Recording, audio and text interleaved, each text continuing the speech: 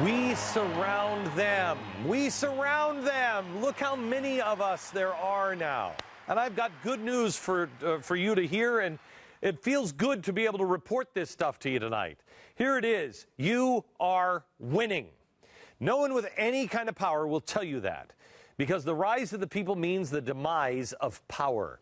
And that's why when a movement began, people were standing up, and those in power first ignored it, as Gandhi said they would. They hoped that it would fade quietly away into the night. They hoped that there just weren't enough people willing to stand. They hoped that people would give up, unplug, go back to their lives. And when that didn't happen, they hoped that they could infiltrate, consume, trick us, coax us back into the system. They were wrong. We're not going anywhere, and we're not dummies. Hundreds of protests, hundreds of thousands of patriots, millions exactly, demanding to be heard, standing peacefully yet powerfully, relying on principles, not people or parties, calling for the return to the founding ideals that made America great. This is a force to be reckoned with, and this made the establishment tremble with fear of losing their precious little power. Oh, they responded with condescending mockery at first. Once respected journalists were reduced themselves to being on TV, making teabagging sex jokes on the air. Then they tried conjuring up tales of Tea Party violence, manufacturing tears as if they had seen future Tea Party crimes. The movement that they tried to dismiss just weeks earlier suddenly was a very powerful danger and threat to America's safety and security. And then they said, well, it's just a bunch of old people. Then they said, well, it's just a tool for the Republican Party. Then they played the race card. The accusations went on from there, and I've lost track. I don't really care anymore, because none of them are true. None of them stick. Here is what's true. We're organized. We're motivated. We're not going to stop. And we are winning. They're scared. They are so scared. I want to show you what's happening in Washington.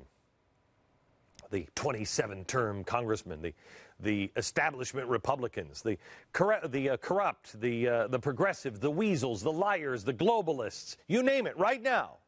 When they see images like this, or like this, or even like this, well, let me show you what happens. Let's just say we just run into the street, a politician who happens to be here on the weekend, and you're like, hey, Mr. Politician, let me tell you about the Tea Party, and let me show you what happened. This is exactly what happens to them. They begin to wet their pants just a little bit, and things get kind of ugly from there.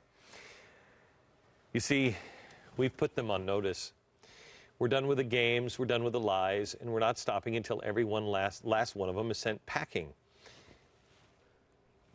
And they're wetting their pants, man. Ted Cruz won easily last night against the establishment candidate, Dewhurst. And let me tell you, every establishment person here in Texas said it couldn't be done. Every one of them. And they're wetting their pants. Here's my favorite part about the news coverage. They've labeled victory shocking, stunning, surprising, and upset. I didn't think it was any of those things, did you? I mean, I completely expected it. I know we, the people, are now in charge. The media is just in denial. And let me be clear on this. This is not about Ted Cruz. Honestly, all I know about Ted Cruz is he's a better politician than Dewhurst. And when I say he's a politician, my apology to Ted Cruz. But he is a politician. He is going to be sent to Washington now. And if Cruz ends up being something different than promised, guess what? We'll make Ted Cruz wet the floor as well. We'll come after him, and he'll be the one with wet pants. I mean, it's really not about the personality. It's about the principles. It's not about Republicans. It's about conservative small government values that are winning. And when they win, once again in November, the media won't know what hit them. They'll be left scratching their heads again, cluelessly speculating, well, racism. What else could it be? We're tired of the entrenched power. That's what it is. I mean, really, nobody had a problem with the Kennedys until every single Kennedy ran. And the Bushes, the same thing, and the Clintons. Look, we're not England.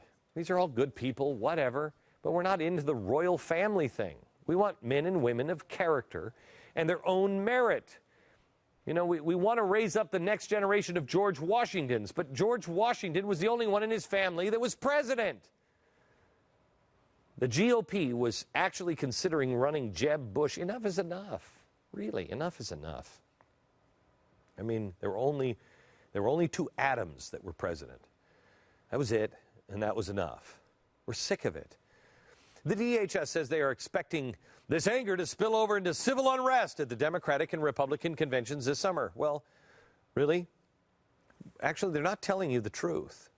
It's worse than that, much worse than that. Our documentary crew is doing research on a project. Our senior producer spoke to a source who agreed to talk with us because he wants people to know what's happening inside of our own government. You'll see this documentary this August, but let me tell you something, it's frightening. He told the producer about a recent meeting in which a DHS official presented their plans for dealing with unrest at the conventions. The CIA agent said, "We're not facing unrest, we're facing revolution." Quote, "I should know. I started a few." This violence will not come from the small limited government side. It will come from the anarchists and the communists, the uber extremes, especially the extreme left, because it almost always comes from the left. They become especially dangerous when they're losing a grip on tightly held power. And that is exactly what's happening. We've been preparing for this moment. And so we will respond not like this, but with love. And we have. Let me show you the latest update. The food trucks first arrived in Arlington. Then yesterday they arrived in Brooklyn, New York. And then the Navajo Indian Reservation in New Mexico. The Day of Service and Restoring Love event stunned the media. They didn't know what to do. They didn't know what to do. When this arrived at the Navajo Reservation, the people who were there said they've never seen anything like it. It's never been done before. Stand in line on those never been done before things, man. Because that's all it seems we seem to be doing. Things that have never been done before. They don't know who you really are. And come November, once again, they're going to be shocked, surprised, stunned at the upset of Barack Obama. But it's not going to be a stunning surprise. It's clear as day that you are winning. Think of this, just 1,282 days. You have gone from nothing to this. 6 million Americans have attended Tea Party rallies. 6 million. Three-term Senator Bob Bennett lost to two other Republicans at the GOP nominating convention in Salt Lake City. Then Mike Lee eventually wins the seat, lost by Bennett. Richard Murdoch wins the Indiana GOP primary easily against the establishment candidate Dick Lugar, who's been there forever. Rand Paul beats the GOP establishment candidate. Marco Rubio beats the establishment candidate Charlie Crist. Pat Toomey beats Arlen Specter. Joe Miller beats the GOP establishment in Alaska. Sharon Angle wins the primary over the establishment candidate. Christine O'Donnell wins the primary over 9-term establishment candidate Mike Castle.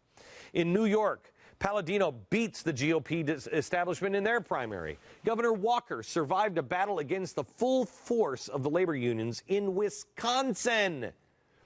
Deb Fischer wins the primary in Nebraska over the establishment candidate. And Ted Cruz won easily last night against the establishment candidate. You know what I love about this is that several of the candidates went on to lose their general election, like Christine O'Donnell. And the establishment will say, "See, we told you they'd lose. They're all extremists." Yeah, are they really? Look, we may have lost the election in some cases, but I'd rather lose a battle than sell up my values and then lose the war. You see, it's not just elections that we're talking about. And it's not just elections where you're winning.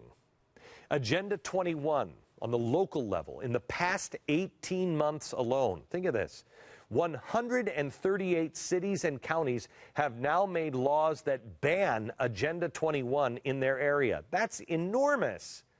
That number is expected to grow by at least 19 more in the very near future. Obama's massively powerful EPA was dealt a blow yesterday when the National Mining Association successfully sued them.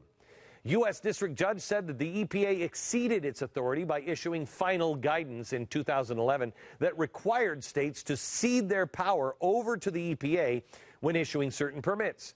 The media, they're dumbfounded. They're dizzy. They don't even know. They're losing ratings and viewers by an incredible rate. CNN is down another 20%.